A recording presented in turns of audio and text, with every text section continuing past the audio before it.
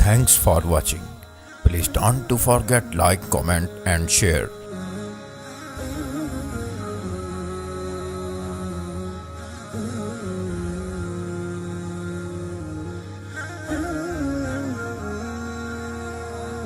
Mufti Mubashir Ahmad Rabbani, Islamic scholars. إن الحمد لله ذي الفضل والنعم لا يستحق كمال الحمد أحد إلا هو إذ لا ند له ولا نذيره علت صفاته وحسنت أسماؤه فعظم شكره وعلى حمده شكرا لا يألوه شكر وحمدا لا يألوه حمد وأشهد أن لا إله إلا الله وحده لا شريك له وأشهد أن محمدا عبده ورسوله أما بعد اللہ احکم الحاکمین کے فضل و کرم سے آج 12 شعبان اور اپریل کی 6 تاریخ کو نماز ظہر کی ادائیگی کے بعد ہم کتب عقائد میں سے ایک مختصر اور اہم ترین رسالہ اصل السنہ و اعتقاد الدین جو امام ابن ابی حاتم رازی رحمہ اللہ نے مرتب کیا ہے، جو جرح اور تعدیل کے کبار ائمہ دین میں سے تھے، اور انہوں نے اپنے اس رسالے میں اپنے والد محترم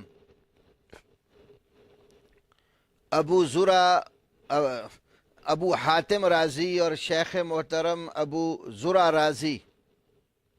رحمہم اللہ سے اہل السنہ والجماعہ اہل الحدیث کا، اور جس کے اوپر انہوں نے کبار علماء محدثین کو دنیا کے مختلف خطوں میں پایا، مصر، حجاز، عراق، شام، یمن، بغداد وغیرہ، ان تمام ائمہ کا جو اعتقاد تھا اس کا خلاصہ انہوں نے اپنی اس مختصر سی کتاب اور رسالے میں بیان کیا ہے۔ تو یہ رسالہ جو امام ابن ابی حاتم رازی رحمہ اللہ نے مرتب کیا ہے، امام ہبۃ اللہ الطبری اللالکائی کی کتاب شرح اصول اعتقاد اہل سنہ والجماعہ میں پوری تفصیل کے ساتھ موجود ہے، اور اسی طرح اس کا الگ مخطوط بھی دنیا کے مختلف کتب خانوں میں موجود ہے، اور کئی ایک ہمارے ائمہ اسلاف اور محدثین نے اس رسالے کے مندرجات اپنی کتب عقائد میں بیان کیے ہیں۔ مثال کے طور پہ امام صابونی رحمہ اللہ کی کتاب عقیدۃ السلف و اصحاب الحدیث کے اندر، امام ابو اسماعیل الہروی کی کتاب ذم الکلام و اہلہ میں، اور ابن قدامہ المقدسی کی کتاب اثبات العلو میں، علامہ ذہبی نے اپنی کتب میں سے سیر و اعلام النبلاء کی 13ویں جلد میں، اور اسی طرح اپنی دوسری کتاب العرش میں، اور تیسری کتاب العلو للعلی الغفار میں اس کا ذکر کیا ہے، اور امام مقدسی نے اپنی کتاب مختصر الحجہ علی تارک المحجہ میں بھی اس کو بیان کیا ہے۔ اور امام ابن تیمیہ رحمۃ اللہ علیہ نے بیان و تلبیس الجہمیہ اور مجموع الفتاوی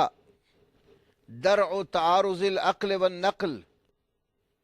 اور امام ابن القیم نے الصواعق المرسلہ اور اجتماع الجیوش الاسلامیہ اور تہذیب السنن میں، اور امام ابن ناصر الدین الدمشقی نے جو صحیح بخاری کی آخری حدیث پر کتاب لکھی ہے التنقی فی حدیث التسبیح، اس کے اندر بھی اس رسالے کے کئی ایک اعتقادات نقل کیے ہیں،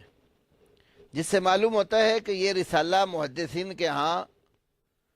بڑی اہمیت کا عامل تھا، اور اس کو محدثین کے عقائد کا، اہل الحدیث کے عقائد کا مصدر تسلیم کیا گیا ہے۔ تو علم عقیدہ پڑھنے سے پہلے کچھ باتوں کو اچھی طرح سمجھ لینا بھی ضروری ہے، اس لیے کہ جس قدر بھی علوم دنیا میں پائے جاتے ہیں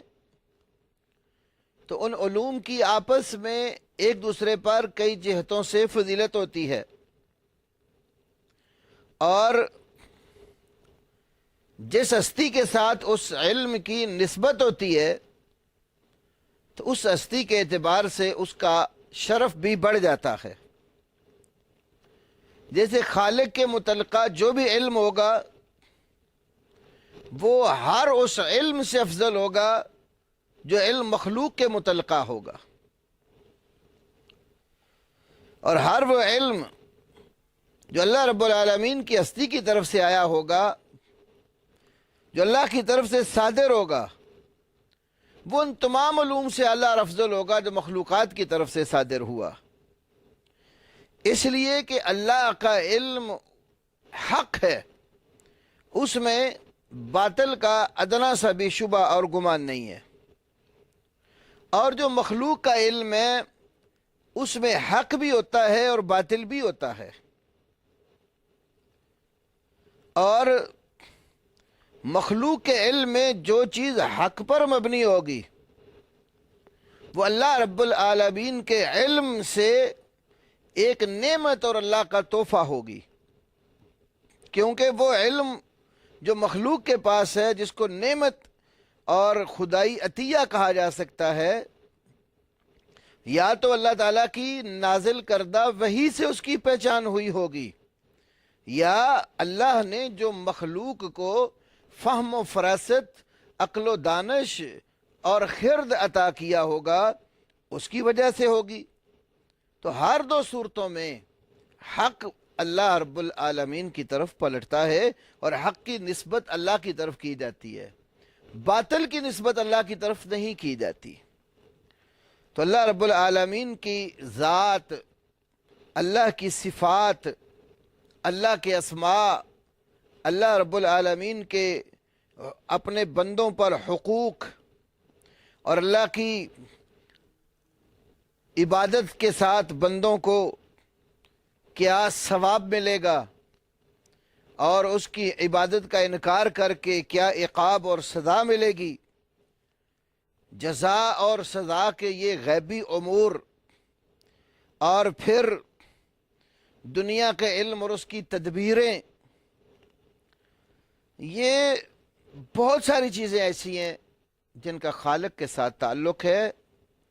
تو اللہ رب العالمین نے آسمان سے نقل بھی اتاری ہے، یعنی وحی کے ذریعے بھی علم دی ہے، اور عقل بھی اللہ نے پیدا کی ہے۔ تو جو صحیح عقل ہے اس کا صحیح نقل کے ساتھ تعارض نہیں ہوتا، یہ بات بھی بڑی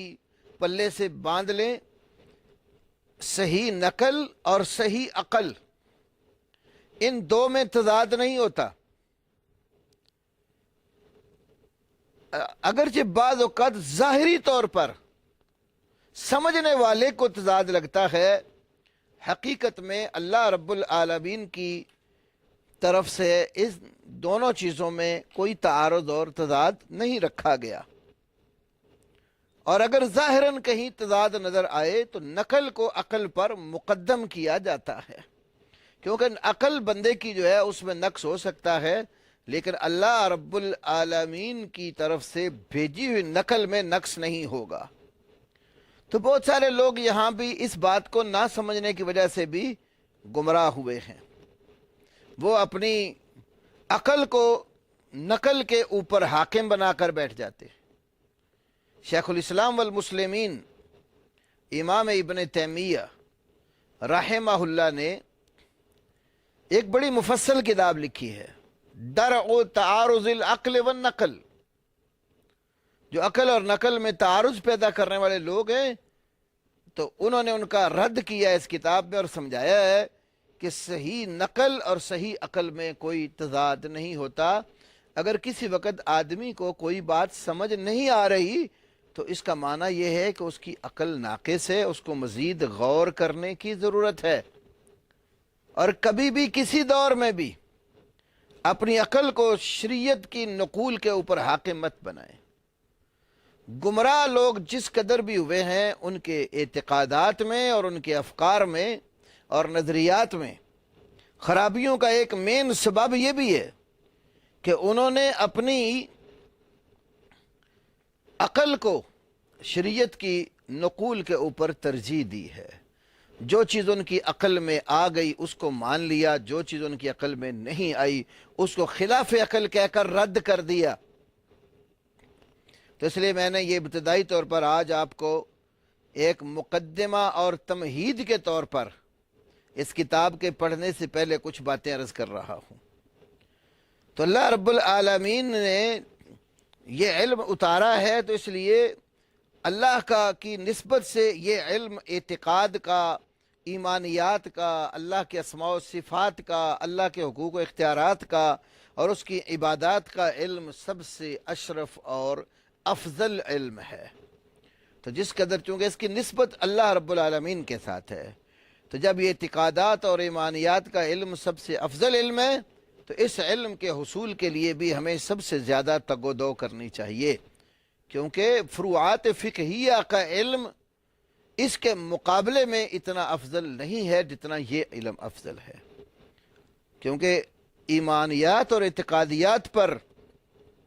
ہماری نجات کا دار و مدار ہے۔ فقہی احکام اور مسائل میں کمزوریاں وہ قابل برداشت ہیں، عقیدے میں کمزوری قابل برداشت نہیں ہوتی۔ عقیدے کے اندر نقص ہوگا، نجات نہیں ہوگی۔ توحید کی جگہ شرک نے جگہ پکڑ لی، ایمان کی جگہ کفر نے جگہ لے لی اور اسی کے اوپر انسان کی موت واقع ہو گئی تو انسان کی کبھی بھی نجات نہیں ہوگی۔ تو اس لیے سب سے اشرف علم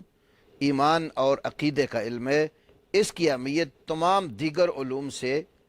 زیادہ سمجھنی چاہیے اور زیادہ حقیقتاً ہے بھی۔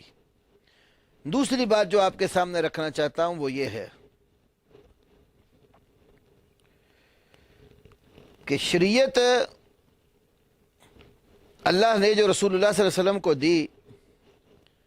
اور پہلے انبیاء رسول کو بھی شرائع اور احکام دیے،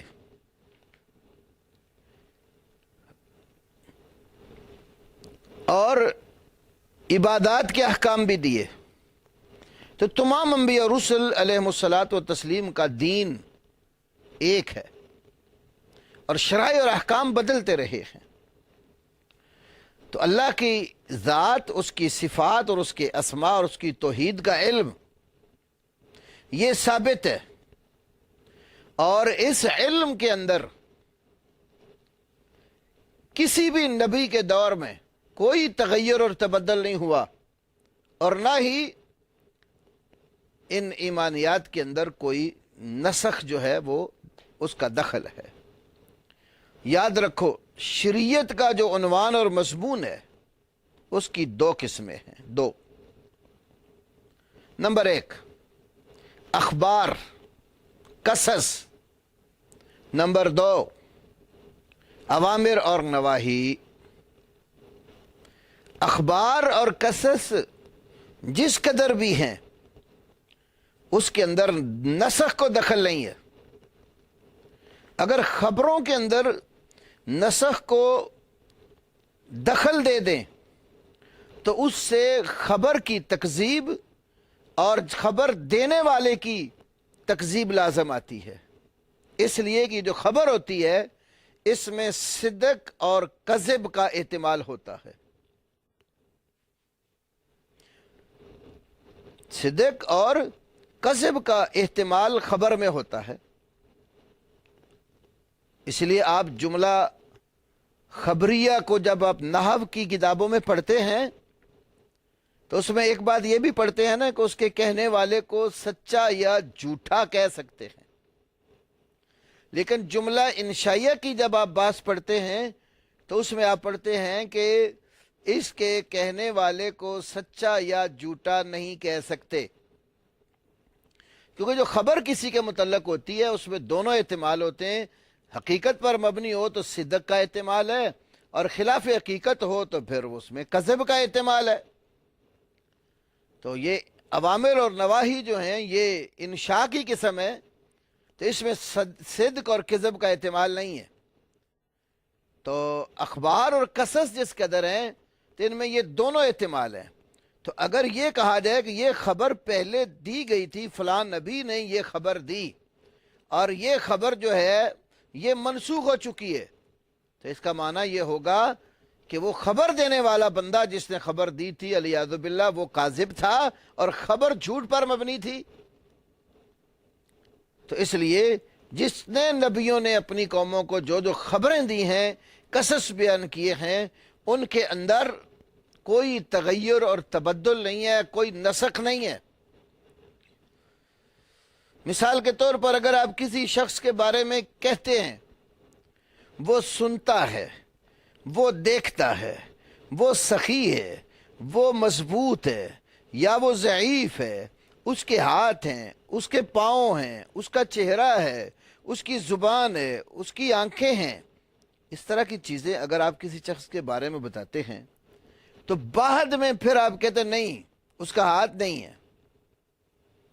اس کا قدم نہیں ہے، تو اس کا مطلب کیا ہوگا؟ آپ نے جو پہلے خبر دی وہ جھوٹ تھی، تبھی تو یہ بعد میں آپ اس نئی خبر دے رہے ہیں، اور جس نے خبر دی پر یہ بھی لازم آتا ہے کہ وہ بندہ جھوٹا ہو۔ تو یہاں ایک اصول یاد رکھیے، جتنے صادقین ہیں، صادقین کی خبر کے متعلق اصل یہ ہے کہ اس میں تناقض نہیں ہوتا۔ سچے لوگوں کی خبر میں باہمی تضاد اور تناقض نہیں ہوتا، لیکن ان کی بعض باتیں بعض باتوں کی تفسیر پیش کرتی ہیں، یا بعض چیزیں بعض چیزوں کی تبیین اور وضاحت ضرور کرتی ہیں، لیکن باہمی طور پر تناقض نہیں ہوتا۔ اگر وہ آپس میں تناقض ہو، دونوں خبریں آپس میں حقیقتاً ضد کے اوپر مبنی ہوں، تضاد پر مبنی ہوں، تو اس کا معنی یہ ہے کہ یہ بندہ صادق نہیں ہے، کبھی کچھ کہتا ہے اور کبھی اس کے برعکس کہتا ہے۔ صادق تبھی شمار ہوگا جب اس کی خبر میں تناقض اور تعارض نہیں ہوگا۔ تو یاد رکھو یہ اصول اس سلسلے میں کہ جتنے انبیاء اور رسل آئے سب صادقین تھے، تمام نبی سچے تھے، اور سچے نبیوں نے جو خبریں دی وہ بھی سچی تھیں، اور ان اخبار کے اندر کوئی نسخ نہیں ہے۔ وہ جو کچھ بتایا گیا اللہ کی ذات کے متعلق، جس نبی نے جو بتایا وہ سچ پر مبنی ہے، اس لیے اس کے اندر کوئی نسخ نہیں ہے۔ دوسری بات، اوامر اور نواہی، کسی چیز کا حکم دینا یا کسی کام سے منع کرنا، تو بسا اوقات اللہ رب العالمین کی طرف سے بندوں کے لیے کوئی حکم بھیج دیا جاتا ہے، پھر اس حکم میں تخفیف کر دی جاتی ہے، وہ پہلے والا حکم یا اٹھا کر نیا حکم دے دیا جاتا ہے، تو یہ نسخ پہلا حکم چھوڑ کر ختم کر کے دوسرا حکم بیان کر دینا، یہ اوامر اور نواہی کے اندر نسخ ہوتا ہے۔ تو ہر نبی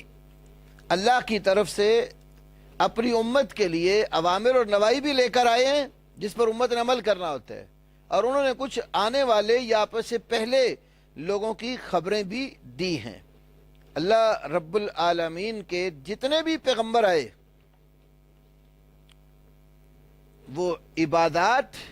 اور اللہ کی توحید کا سبق سب کا مشترکہ تھا، اور ان کے شرعی احکامات جدا جدا تھے۔ قرآن حکیم کو دیکھیے، سورۃ النحل کی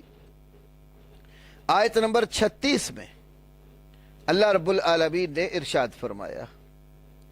وَلَقَدْ بَعَثْنَا فِي كُلِّ أُمَّةٍ رَسُولًا أَنِ اعْبُدُوا اللَّهَ وَاجْتَنِبُوا الطَّاغُوتَ۔ اللہ فرماتے ہیں بلا شبہ یقیناً ہر امت کے اندر ہم نے ایک رسول بھیجا، اور اس رسول نے اپنی قوم کو یہ اللہ کا حکم سنایا ہے، ان اعبدوا اللہ واجتنبوا الطاغوت، کہ تم اللہ کی عبادت کرو اور طاغوت سے بچ جاؤ۔ اور سورۃ انبیاء کی آیت نمبر 25 میں فرمایا، وما ارسلنا من قبلک من رسول الا نوحی الیہ انہ لا الہ الا انا فاعبدون۔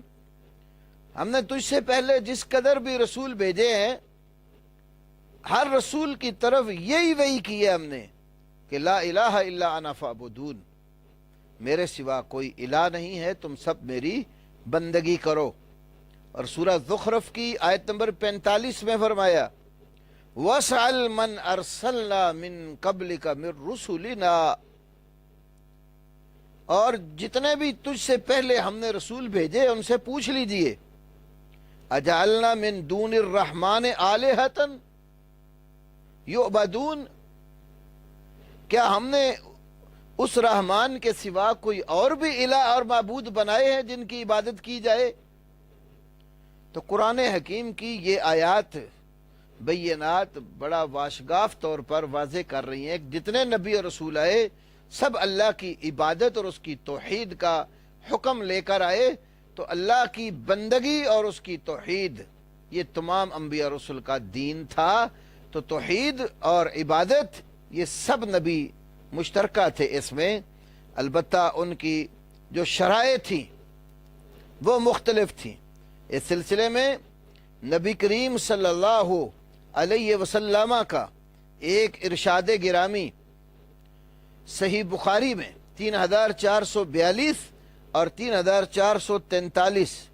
اور صحیح مسلم 2365 پر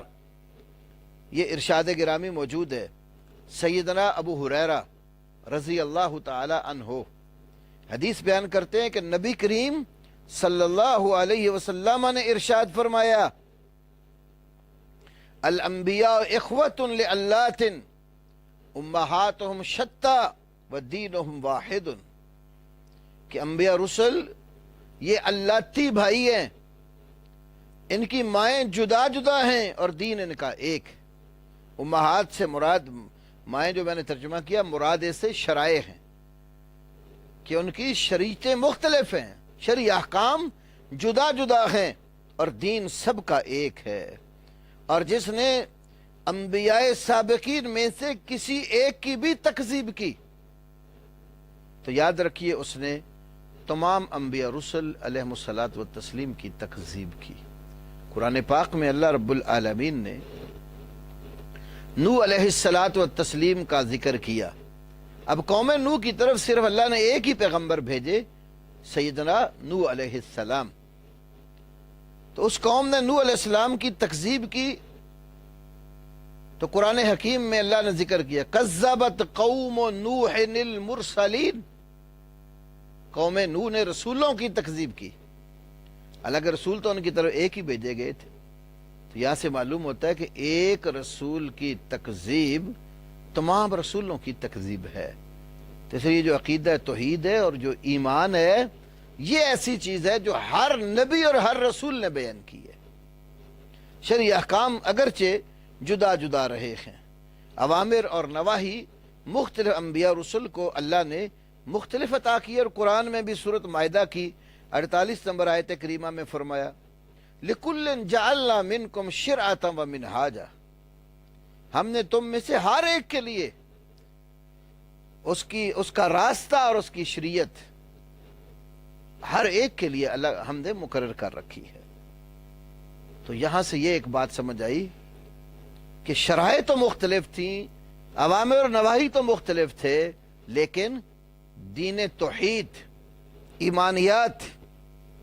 سب پیغمبروں کا ایک ہی تھا۔ جب تمام نبیوں کا ایمان، توحید، اللہ کی ذات پر عقیدہ ایک تھا، اور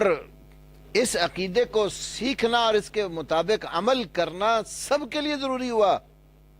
تو پھر تمام علوم سے زیادہ اشرف، زیادہ صحیح، زیادہ افضل یہی علم ٹھہرا جو ایمان اور عقیدے کا علم ہے، جس کے اندر نہ کوئی نسخ ہے توحید کے اندر، اور نہ ہی کوئی نبی اور رسول اس علم سے مستثنا ہے۔ ہر نبی اور رسول کو اللہ رب العالمین نے یہ توحید کا اور ایمان کا علم،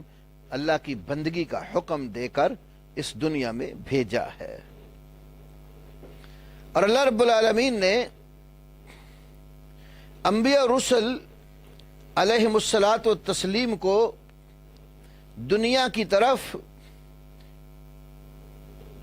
دعوت دینے والا دائی بنا کر بھیجا، دین توحید کا پرچار کرنے والا بنا کر بھیجا، تو اس کے مد مقابل جہاں ایمان ہوتا ہے تو ایمان کے اپوزٹ چونکہ کفر ہے، تو کفر بھی اپنی جگہ پکڑتا ہے، شیطان بھی اپنی پوری چالیں چلتا ہے لوگوں کو ایمانیات سے دور کرنے کی۔ تو اس لیے طلبہ علم کو عقیدے کی جو دقیق ترین اور نفع بخش ابحاث ہیں ان کا فہم ضرور پیدا کرنا چاہیے، تاکہ کسی بھی دور میں دنیا کی کوئی طاقت ایک اہل الحدیث طالب علم کا عقیدہ بگاڑ نہ سکے۔ عقیدہ صحیح سلامت رہا تو اللہ کے فضل سے نجات یقینی ہوگی۔ عقیدے میں تزلزل پیدا ہو گیا، عقیدہ بگڑ گیا، ایمانیات میں خرابی آ گئی، سلف صالحین نے جو کتاب و سنت کی روح سے عقائد اور ایمانیات بیان کیے ان سے پھسل گیا اور ادھر ادھر ہو گیا، تو پھر سوائے گمراہی کے اور جہنم کی راہ ہموار کرنے کے اور کچھ نہیں ہے۔ جب عقیدے کو مضبوط رکھنا چاہیے تو پھر یہ سمجھ بھی لینا چاہیے کہ عقائد میں گمراہی پیدا کرنے کے جو بنیاد اور اصل ہے وہ دو چیزیں ہیں۔ عقیدے میں گمراہی در آنے کی دو بڑی وجوہات ہیں۔ پہلی وجہ شرعی دلائل سے جہالت اور ناواقفیت، شرعی ادلہ سے جہالت اور ناواقفیت، اور دوسرا بڑا سبب ہوائے نفس، نفسانی خواہشات۔ شرعی ادلہ سے جہالت اور نفسانی خواہشات، یہ دو بڑے سبب ہیں جو بندے کو اس کی عبادت اور اس کے ایمان سے دور لے جاتے ہیں۔ اب میں مختصراً پہلے شرعی ادلہ سے جہالت پر بات کرتا ہوں۔ شرعی ادلہ سے جہالت کی کئی انواع ہو سکتی ہیں۔ پہلی نوع یہ ہو سکتی ہے کہ شرعی ادلہ کے وجود سے ہی بندہ واقف نہ ہو، یا تو ٹوٹلی طور پر اس کو دلائل کا علم نہ ہو، یا ہو تو بعض کا علم اور بعض کا نہ ہو۔ دوسری بات، شرعی ادلہ روایات اور حدیث کی صورت میں اس تک پہنچے تو ہیں، لیکن ان کے صحیح اور ضعیف ہونے کی معرفت سے محروم ہے۔ بسا اوقات شرعی ادلہ کے وجود سے تو واقف ہوتا ہے، لیکن ان کے صحت اور ذوف سے عدم واقفیت کی بنیاد پر خطا اور غلطی میں واقع ہو جاتا ہے۔ اس کی بہت ساری امثلہ ہمارے معاشرے میں موجود ہیں۔ کتنے لوگ ایسے ہوتے ہیں جو بدعی اور شرکیہ عقائد کی ترویج کر رہے ہوتے ہیں، اور پھر اس کے لیے وہ اس پر استدلال کر رہے ہوتے ہیں،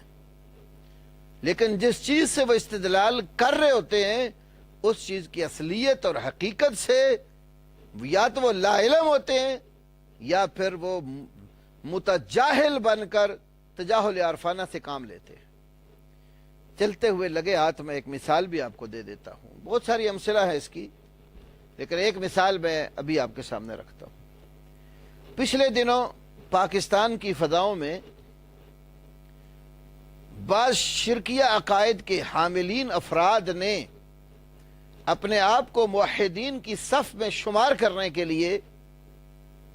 عقیدہ توحید پر کئی سیمینار کیے، اور پھر قبر پرستی سے جو شرک کے سوتے پھوٹتے ہیں، اس میں ایک بحث قبروں کو پختہ کرنے، ان پر گنبد اور عمارت بنانے کی بھی آتی ہے۔ تو وہ اپنے اس نظریے اور عقیدے کو ثابت کرنے کے لیے دلیل پیش کر رہے ہیں کہ ام سلمہ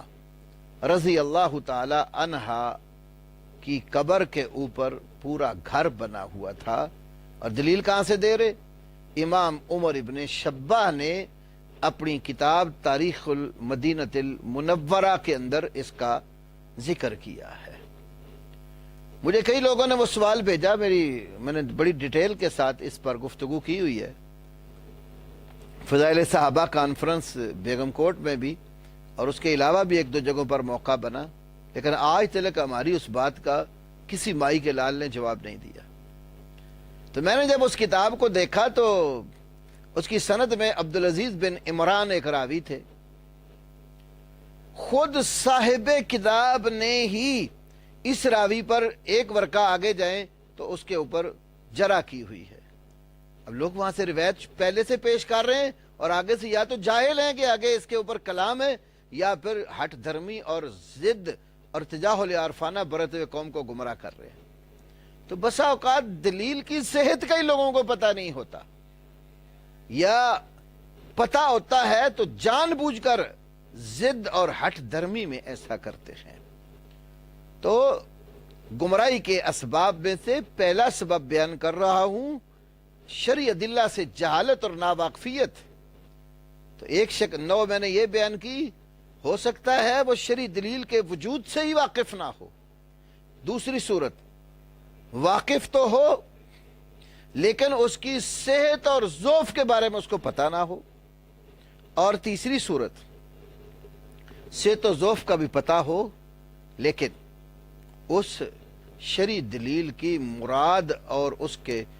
شرعی مفہوم سے نا واقف ہو، اور اپنی من مانی کا ترجمہ اور اپنی مراد اس سے نکالنے کی کوشش کرتا ہو۔ تو کئی لوگ جو ہیں وہ اصل میں عربی علوم سے ہی نا واقف ہوتے ہیں اور شرعی احکام پر خواہ مخواہ ہی اعتراض کر رہے ہوتے ہیں۔ معاشرے میں اس کی بے شمار مثالیں موجود ہیں۔ آج کل مثال کے طور پر فیس بک پر بڑے مفتی بیٹھے ہوتے ہیں جو کاپی پیسٹنگ کر کے مفتی بنے ہوتے ہیں، اور وہ لوگ پھر ایسی چھوڑتے ہیں کہ خود بھی انہیں اس چیز کا قطعاً کوئی علم نہیں ہوتا، اور بلکہ عربی علوم سے بھی نابلد ہوتے ہیں۔ ہمیں کتاب اور سنت کی جو زبان ہے، اس زبان سے واقفیت حاصل کرنا انتہائی ضروری ہے۔ کتاب اور سنت کے الفاظ کا لغوی اور شرعی معنی وہ معلوم ہوگا تو جہالت سے نکلیں گے۔ بہت سارے لوگ جو ہیں اہل بدع، خاص طور پر ان کی گمراہی کے اسباب میں یہ بہت بڑے اسباب ہیں، یا تو شرعی دلیلیں نہیں ان کے پاس ہوتی، یا ہوتی ہیں تو صحت و ذوف کا ان کو پتہ نہیں ہوتا، تو یا پھر صحت و ذوف کا بھی اگر علم ہو تو شرعی دلیل کا جو شرعی مقصد، شرعی معنی اور شرعی مفہوم ہوتا ہے اس سے وہ ناواقف ہوتے ہیں۔ اس لیے تو ہمارے اسلاف سے یہ بات مروی ہے۔ مثال کے طور پر امام ابو شامہ المقدسی کی ایک کتاب ہے، خطبۃ الکتاب المؤمل فی الرد الی الامر الاول۔ المؤمل جو کتاب ہے، اس کے خطبہ میں انہوں نے اپنی سند کے ساتھ یہ بات لکھی ہے۔ وہ کہتے ہیں کہ امام ابو عبید رحمہ اللہ فرماتے ہیں کہ میں نے لغت کے بہت بڑے جو امام ہیں امام اسماعی رحمہ اللہ کو فرماتے ہوئے سنا، اور وہ فرماتے ہیں میں نے خلیل بن احمد، یہ بھی الفراہیدی بہت بڑے لغہ کے امام ہیں، میں نے ان سے سنا، اور وہ کہتے ہیں میں نے امام ایوب السختیانی سے سنا، یہ بڑے لغت اور حدیث کے اور تفسیر کے اور عقیدے کی باتوں کے بہت بڑے امام تھے۔ امام ایوب السختیانی رحمہ اللہ فرماتے ہیں عامت من تزندک من اہل العراق لجہلہم بالعربیہ، عام طور پر عراقی لوگ جو زندیق ہوئے ہیں وہ عربی علوم سے جہالت کی وجہ سے ہوئے ہیں، اور اسی طرح کا کلام امام شافعی رحمہ اللہ سے سیر اعلام نبلاء میں بھی منقول ہے، ابو عمر بن العلا سے بھی منقول ہے، امام شافعی رحمۃ اللہ علیہ سے بھی یہ بات منقول ہے کہ اکثر من تزندک بالعراق لجہلہم بالعربیہ، اور امام اسماعی کا ایک قول جو علامہ سیوطی نے اپنی لغت کی کتاب جو ہے المظہر جلدوم صفحہ 217 پر نقل کیا، وہ یہ ہے امام اسماعی فرماتے ہیں تزندک ہؤلاء القوم، یہ قوم زندیق ہو چکی ہے، لجہلہم باللغت العربیہ، عربی لغت سے نادانی اور ناواقفیت کی وجہ سے، وَلَوْ كَانُوا مُطَّلِعِينَ عَلَى خِفَايَا اللغة، اگر یہ لوگ لغت کے مخفی زاویوں سے واقف ہوتے، پوری طرح اطلاع رکھتے ہوتے، لَفَهِمُوا حقیقت القرآن والحدیث، تو یہ قرآن اور حدیث کی حقیقت کو ضرور سمجھتے، وَلَمَا اِتَرَاهُمُ الشَّكُّ فِي الدِّينِ، اور بلا شبہ دین کے اندر شک اور شبہ میں نہ پڑتے۔ یہاں سے معلوم ہوتا ہے کہ جن کو صحیح لغہ عربیہ کا علم ہوتا ہے وہ قرآن و حدیث کی حقیقت کو جانتے ہیں، اور جو بندہ قرآن اور حدیث کی حقیقت کو نہیں جانتا، ایمان کے حقائق اور معارف سے نابلد ہوتا ہے، سمجھو اس کو عربی لغہ کا اور عربی علوم کا صحیح معنوں میں کوئی تعارف اور کوئی پتہ نہیں ہے۔ تو چونکہ قرآن حکیم جو مصدر ہے بڑا، اور اس کے ساتھ نبی کریم صلی اللہ علیہ وسلم کی حدیث اور سنت جو دوسرا بڑا مصدر ہے اسلام کا، اصل یہ دونوں جو وحی الہی پر مبنی ہے، قرآن اور سنت، جس کے بارے میں اللہ تعالیٰ نے قرآن حکیم میں خود ذکر کیا وَأَنزَلَ اللَّهُ عَلَيْكَ الْكِتَابَ وَالْحِكْمَةَ، اور اللہ نے تیرے اوپر کتاب اور حکمت نازل کی، یہ سورۃ نساء کی آیت ہے۔ کتاب و حکمت دو چیزیں اللہ نے وحی میں اتاری ہیں، تو کتاب کا معنی قرآن ہے اور حکمت کا معنی سنت رسول ہے، حدیث رسول ہے صلی اللہ علیہ وسلم۔ امام شافعی نے اپنی کتاب الرسالہ احکام القرآن اور کتاب العم میں، امام ابن جریر طبری نے اپنی تفسیر جامع البیان میں، امام قرطبی نے اپنی تفسیر میں، امام ابن الجوزی نے اپنی تفسیر زاد المسیر فی علم تفسیر میں،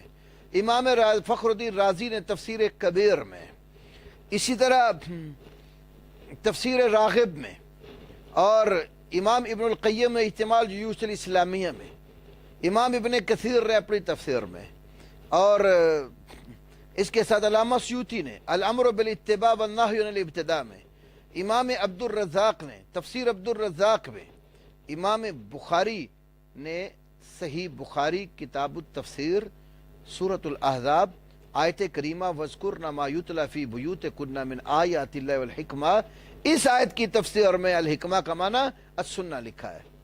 تو اللہ نے کتاب و سنہ کو اتارا، یہ دین ہے، وحی ہے دو، تو جس کو اس وحی الہی کی سمجھ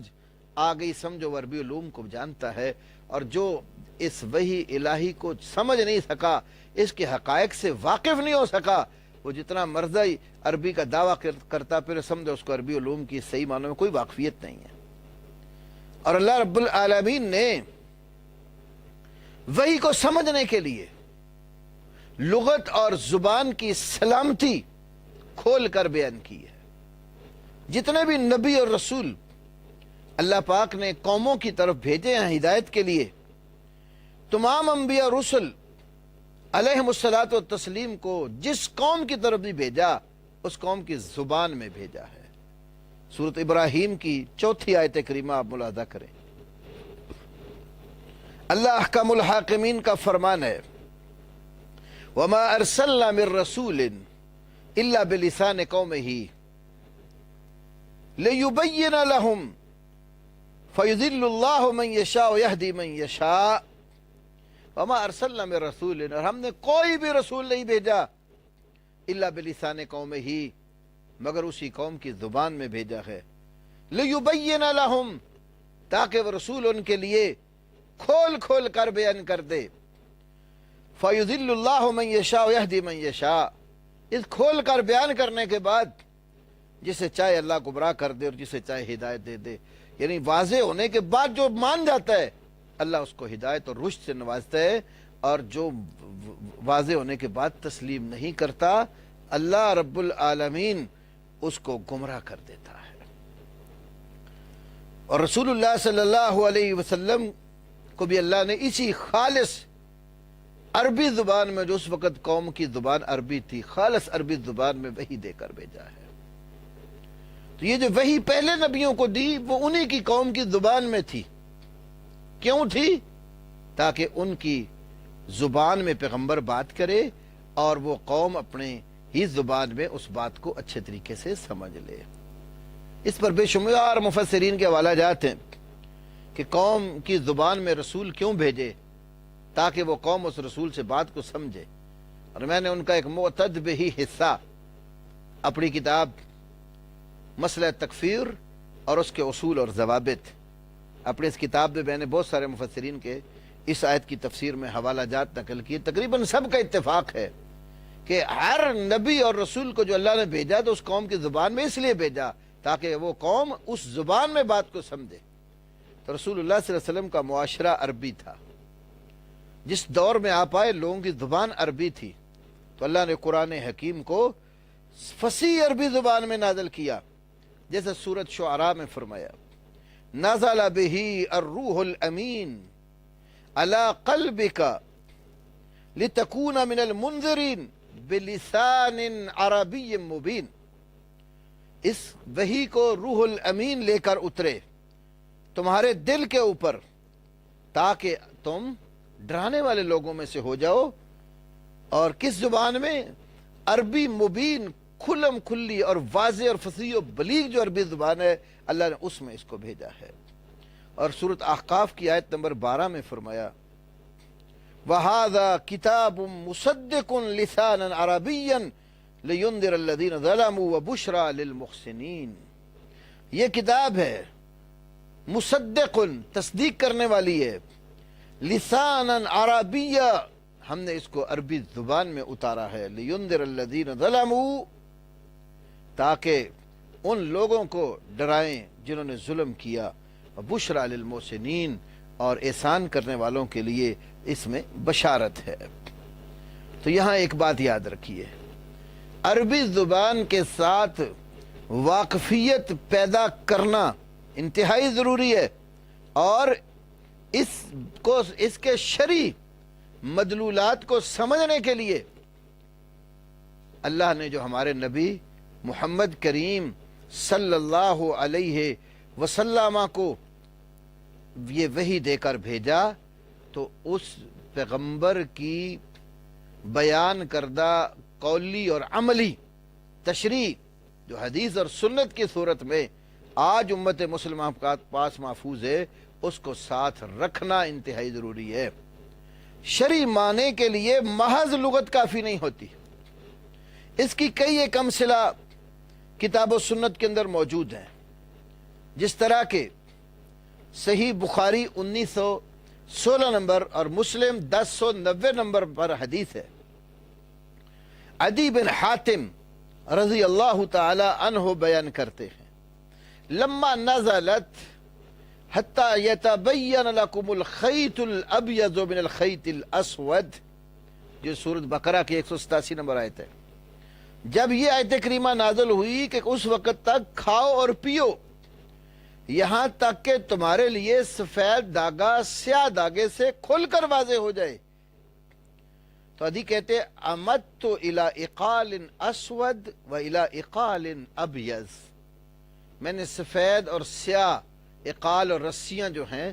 ان کا صدر ارادہ کیا، فجعلتہما تحت وسادتی، میں نے سفید اور سیاہ رسیاں اپنے تکیے کے نیچے رکھ دیں، فجعلت انظر فی اللیل، رات کے وقت میں اس کو نگاہ پلٹ پلٹ کے دیکھتا رہا، فلا یستبین لی،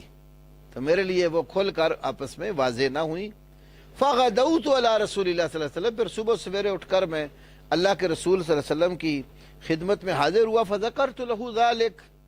تو میں نے نبی کریم صلی اللہ علیہ وسلم کے سامنے اس بات کو ذکر کیا، فرمایا انما ذلک سواد اللیل و بیاض النہار، کہ خیط الابیض سفید داغے سے مراد بیاض النہار دن کی سفیدی ہے، اور الخیط الاسود سے مراد سواد اللیل رات کی سیاہی ہے، مطلب جب رات کی تاریکی چھٹ رہی ہو اور سپیدہ صبح طلوع ہو رہا ہو تو اس وقت تم کھانا پینا چھوڑ دو، کیونکہ اس وقت نماز کا ٹائم ہو جاتا ہے اور سحری کا وقت ختم ہو جاتا ہے۔ تب دیکھیں الخیط الابیض اور الخیط الاسود، یہ عدی بن حاتم رضی اللہ تعالی عنہ صحابی رسول تھے، عربی زبان ان کی مادری زبان تھی، اور یہ لفظ جو قرآن کے تھے لغوی معنی تو وہ جانتے تھے لیکن اس کے شرعی معنی سے ناواقف تھے، اور شرعی معنی کو سمجھنے کے لیے اسے رسول اکرم صلی اللہ علیہ وسلم کی انہیں حاجت اور ضرورت پڑی۔ اس کی دوسری مثال صحیح بخاری کی وہ حدیث ہے جس میں الذین آمنوا ولم یلبسوا ایمان بالظلم کا ذکر ہے، کہ حضرت عبداللہ ابن مسعود رضی اللہ تعالیٰ کہتے جب یہ آیت نازل ہوئی کہ وہ لوگ جو ایمان لائے اور ایمان لا کر ایمان کے ساتھ ظلم کا اختلاط نہیں کیا تو یہی وہ لوگ ہیں جن کے لیے امن ہے اور یہی ہدایت والے لوگ ہیں، تو صحابہ نے سمجھ لیا کہ اس ظلم سے مراد عام طرح کا ظلم ہے، کہ چھوٹا موٹا بھی کوئی ظلم کرے ایمان لا کر تو وہ ہدایت والا اور امن والا نہیں ہوتا۔ پھر اللہ کے نبی صلی اللہ علیہ وسلم کی خدمت میں حاضر ہوئے اور کہا یا رسول اللہ، اللہ نے قرآن میں یہ فرمایا وَأَيُّنَا لَمْ يَظْلِمْ، اور ہم میں سے کون سا وہ شخص ہے جس نے ظلم نہیں کیا؟ ظلم تو ہر کسی سے ہو جاتا ہے، پھر کیا مطلب ہوا اس کا؟ کیونکہ لفظ ظلم کا معنی اور اس کی مراد تو وہ لغاتاً جانتے تھے کہ وضع الشیء فی غیر محلہ، کسی چیز کو اس کے محل میں سے اٹھا کر دوسرے محل پر رکھ دینے کا نام ظلم ہوتا ہے۔ تو صحابہ سمجھے کہ اس سے مراد عام ظلم ہے، تو اللہ کے نبی نے کہا نہیں میرے صحابیوں، اس سے یہ ظلم مراد ہے جو تم نے سمجھ لیا، اس سے وہ ظلم مراد ہے جو حضرت لقمان اپنے بیٹے کو نصیحت کرتے ہوئے کہتے ہیں یا بنی لا تشرک باللہ ان الشرک لظلم عظیم، اے بیٹے اللہ کے ساتھ شرک نہ کر، یقیناً شرک بہت بڑا ظلم ہے۔ تب ظلم کا لفظی معنی تو جانتے تھے لیکن قرآن کی تفسیر کیا تھی اور وہاں شرعی مقصود کیا تھا وہ اللہ کے نبی صلی اللہ علیہ وسلم سے پوچھا گیا تو آپ نے بتایا، تو جس سے معلوم ہوتا ہے کہ لغت کا کوئی بڑے سے بڑا بھی اپنی جگہ پر کوئی امام کیوں نہ ہو تو کتاب و سنت کی نصوص کا شرعی معنی سمجھنے کے لیے صاحب وحی حضرت محمد الرسول اللہ صلی اللہ علیہ وسلم کی تعلیمات کو بھی ساتھ ملانا ضروری ہے۔ تو یہ اسی طرح ایک اور میں مثال آپ کے سامنے رکھتا ہوں، ائمہ جرح اور تعدیل میں امام احمد ابن عدی کا ایک بہت بڑا مقام ہے، جن کی علم رجال پر کتاب ہے الکامل فی ضعفاء الرجال۔ امام ابن عدی اپنی کتاب الکامل فی ضعفاء الرجال کے جلدوم صفحہ 365 اور 366 پر ایک بات ذکر کرتے ہیں کہ ایک شیخ تھے ابو مرحوم القاس بغداد کے اندر، تو ان سے نبی صلی اللہ علیہ وسلم کی ایک حدیث کے بارے میں پوچھا گیا کہ رسول اللہ صلی اللہ علیہ وسلم نے محاقلہ اور مزابنہ سے منع کیا ہے، تو یہ محاقلہ اور مزابنہ کیا چیز ہے؟ تو وہ ابو مرحوم القاس کہنے لگے المحاقلۃ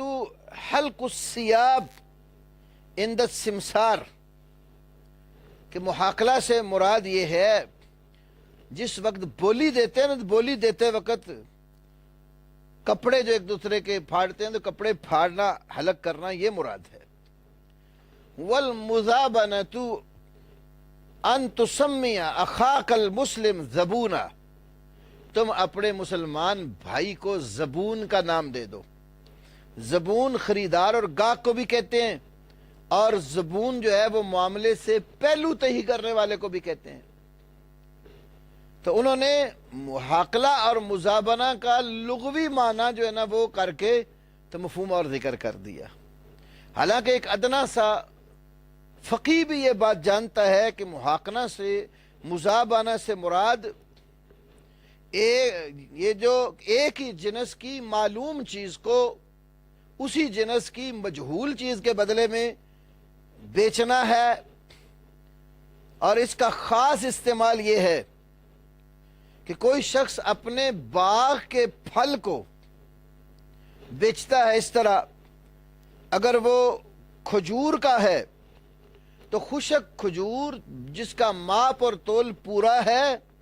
اس کو تر کھجور کے بدلے میں بیچتا ہے۔ اب تر کھجور تو خشک ہو کر کم ہو جاتی ہے۔ اسی طرح کھڑی کھیتی ہے، ابھی وہ پک کر تیار نہیں ہوئی تو تیار شدہ اناج کو اس کھڑی کھیتی کے عوض میں بیچ دینا۔ اور محاقلہ،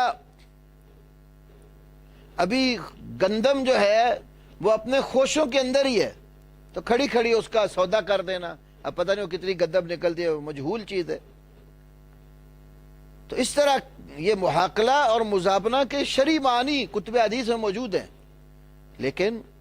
وہ شرعی معنی کو بعض اوقات لوگ جب خالی لغت کے سہارے بات کرتے تو ٹھوکر کھا جاتے ہیں۔ تو ہر شرعی معنی کی کچھ حدود ہیں۔ شریعت نے شرعی الفاظ جیسے الصلاۃ، الزکوٰۃ، الحج، الصوم، یہ اصطلاحات دی ہیں نا، تو ان کے معنی بھی بتائے ہیں۔ اور بعض لوگوں نے شرعی معنی کو شرعی نصوص سے بالکل نکال کر الگ معنی پہنا کر لوگوں کو گمراہ کیا ہے۔ مثال کے طور پر نصیریہ جو باطنیہ کے فرق میں سے ایک فرقہ ہے، تو ان کی گمراہیوں میں سے ایک یہ ہے کہ وہ کہتے ہیں صلاۃ کا معنی خالق اور مخلوق کے درمیان جو صلہ ہے اس کو صلاۃ کہتے ہیں، اور زکوٰۃ سے مراد مال دینا نہیں ہے بلکہ زکوٰۃ النفس ہے، اپنے آپ کو، اپنے اندر کو پاک اور صاف کرنا، یہ زکوٰۃ ہے۔ تو اس جنس کی خطائیں بہت سارے لوگ ایمان اور ایمان کی حقائق کے بارے میں بھی کرتے ہیں، حقیقت کفر اور اس کی حدود کے بارے میں بھی لغت کے الفاظ لے کر اور شرعی نصوص کو پس پش ڈال کر کرتے ہیں۔ تو اس لیے لوگوں کی گمراہی کا ایک بہت بڑا سبب یہ ہے کہ وہ لغت جو ہے، جو شرعی زبان ہے، اس کو نہیں سمجھتے اور شرعی ادلہ سے ان کی جہالت ہوتی ہے۔ تو اس کی 3 نوع میں نے آپ کے سامنے رکھی۔ نمبر 1، یا تو وہ اس شرعی نص کے وجود سے ہی بے خبر ہے۔ نمبر 2، وہ وجود سے تو باخبر ہے، خواہ تمام شرعی نصوص سے یا بعض سے، لیکن ان کے صحت اور ضعف کو پہچانتا نہیں ہے۔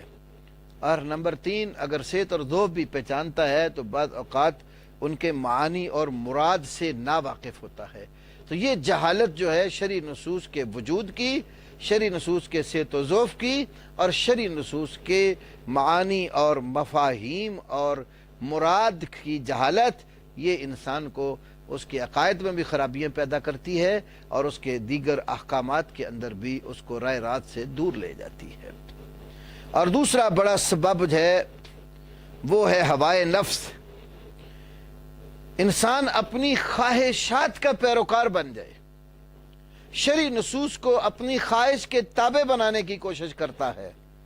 اپنی من مانی کرتا ہے۔ اللہ رب العالمین نے ہوائے نفس سے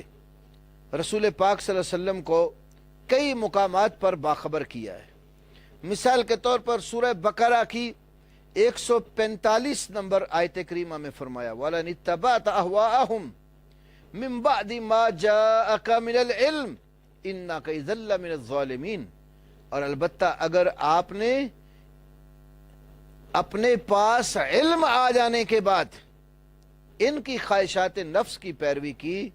تو اس صورت میں آپ ظالمین میں سے ہو جائیں گے۔ تو رسول اللہ صلی اللہ علیہ وسلم کو اللہ رب العالمین یہ بات بتا رہا ہے کہ جب آپ کا وحی آ گئی ہے، شرعی علم آ گئے، تو وحی کا علم آنے کے بعد پھر کسی بھی شخص کی ذاتی بات اور اس کی خواہش کی پیروی نہیں کرنی۔